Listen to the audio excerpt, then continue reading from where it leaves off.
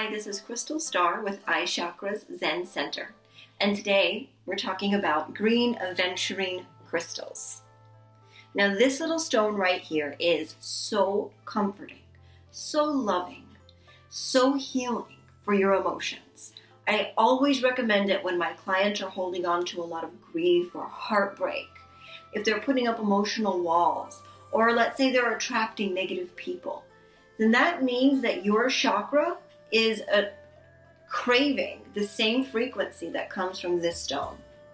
So when you place it on your heart chakra, upper, middle, chest, you're going to absorb that right in. If you don't feel like lying down with the stone on you, you could place it in your palm where there's a minor chakra, right or left, and you're going to absorb it that way. You don't have to meditate with it, but it is the best way to really bring in the frequency at a deeper level.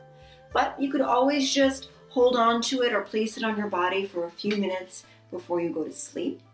Leave it on your nightstand in between use, because while you're sleeping, you're actually absorbing way more information on a much faster rate. That's a scientific fact. All crystals should always be on your nightstand.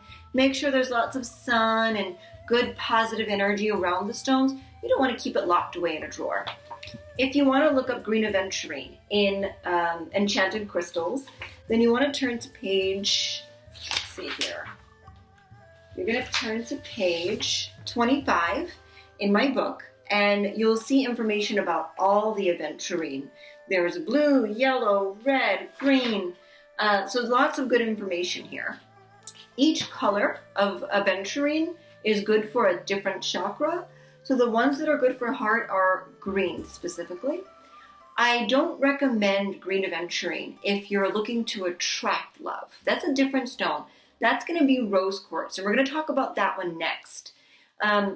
Everybody always goes straight to rose quartz whenever they need heart chakra energy, but what they don't realize is if you have toxic energy in your heart chakra and then you use rose quartz, then all you're doing is attracting negative love.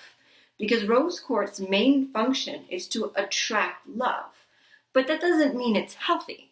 In order to make the heart chakra healthy, you want to first use green aventurine, and then once you get to a better state and you're actually ready, then you could use rose quartz.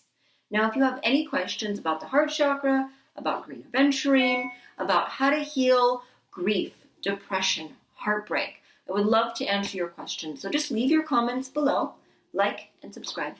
Love and light.